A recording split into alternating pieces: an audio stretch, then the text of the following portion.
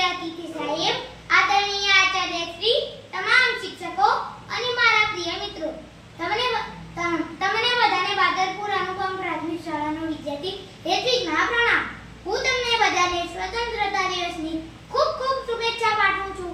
આજે મને સ્વતંત્રતા દિવસ પર બોલવાનો મોકો મળ્યો છે. આ માટે હું આપ સૌનો આભાર માનું છું. આપણે અહીં સ્વતંત્રતા દિવસના શુભ પ્રસંગની ઉજવણી કરવા આવ્યા છીએ. 15મી ઓગસ્ટે આપણા બધા જ ભારતીયો માટે ખૂબ જ ગૌરવપૂર્ણ દિવસ છે. આપણે બધા જાણીએ છીએ કે 15મી ઓગસ્ટ 1947 ના રોજ આપણા દેશને અંગ્રેજોની ગુલામીમાંથી આઝાદી મળી હતી. આપણા દેશ માટે આઝાદી મેળવવા વિશેની ન હતી.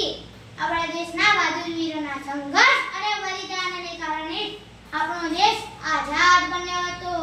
તેમને પોતાના જીવનનું બલિદાન આપ્યું, જેથી આપણે સ્વતંત્ર રહી શકીએ છીએ. આજે એ શહીદોના કારણે આપણને આપણા દેશમાં સંપૂર્ણ આઝાદી મળી છે.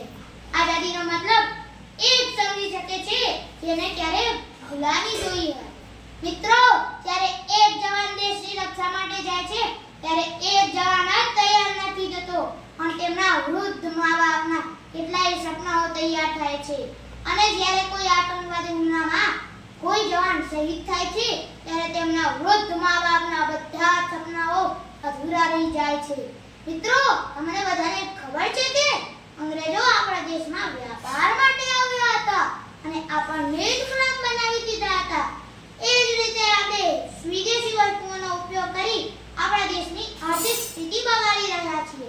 આપણા દેશને વિશ્વગુરુ બનાવવા માટે આપણે સ્વદેશી વસ્તુઓનો વધુ ઉપયોગ કરવો જોઈએ.